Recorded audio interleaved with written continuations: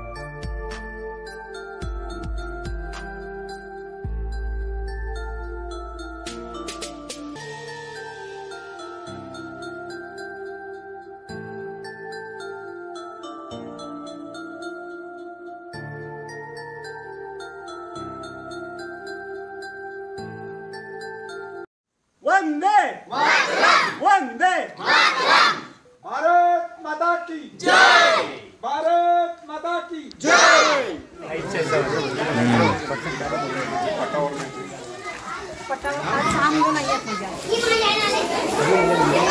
तुम्हा सर्वांचं स्वागत।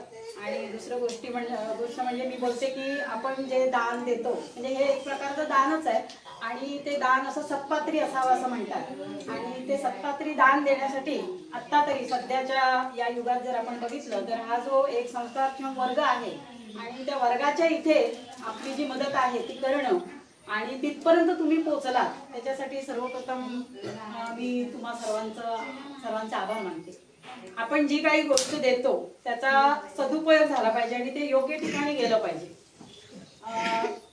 राजर्षी शाहू महाराज यांची एक कथा आहे की त्यांच्याकडे कसा म्हणजे मागणारा याचक म्हणून जो आला होता तो त्यांच्याकडे असंच मागत होता काही की मला द्या, खायला द्या, पोटाला द्या किंवा पैसे असं जे काही मागत होता। त्यावेळी त्यांनी सांगितलं होतं की तुला चांगले हातपाय आहेत, तू धडधाकट आहेस, तुला देवाने एवढं चांगलं शरीर लाख मोलाचं दिलेलं आहे आणि त्याचा तू योग्य वापर न करता फक्त भिकारासारखा याचक म्हणून जर माझ्याकडे मागत असेल तर मी तुला ते देणार नाही.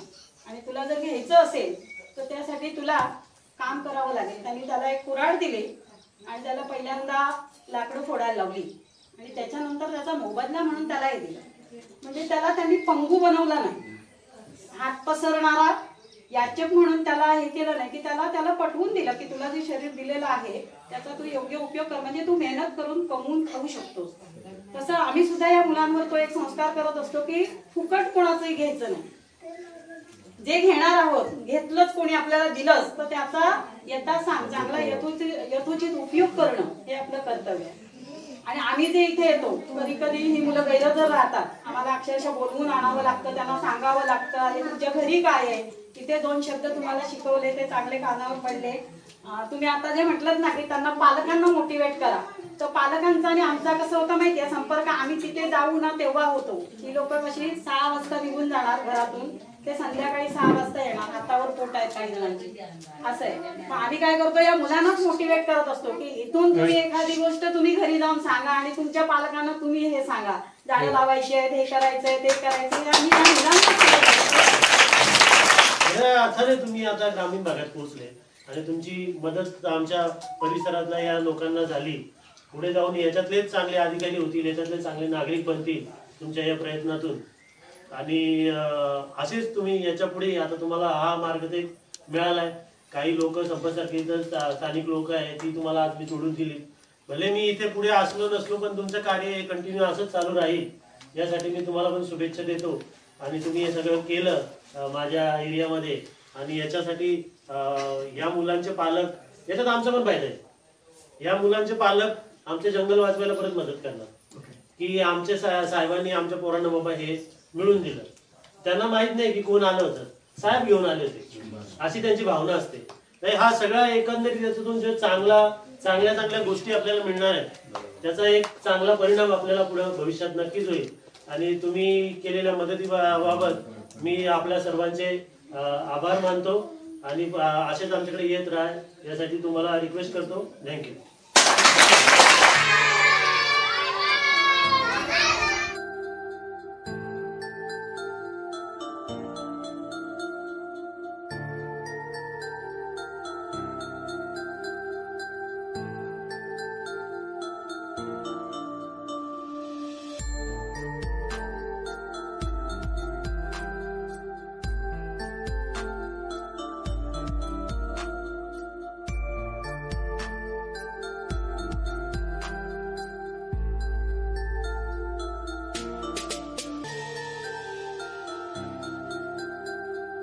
मूल्य न घेता हे सगळा हा प्रोग्राम करत असतात आणि असे गुरु सगळ्यांना भेटणं हे खरोखर गरजेचं आहे आणि ते गुरु आम्हाला भेटलं हे आमचं नशीब आहे.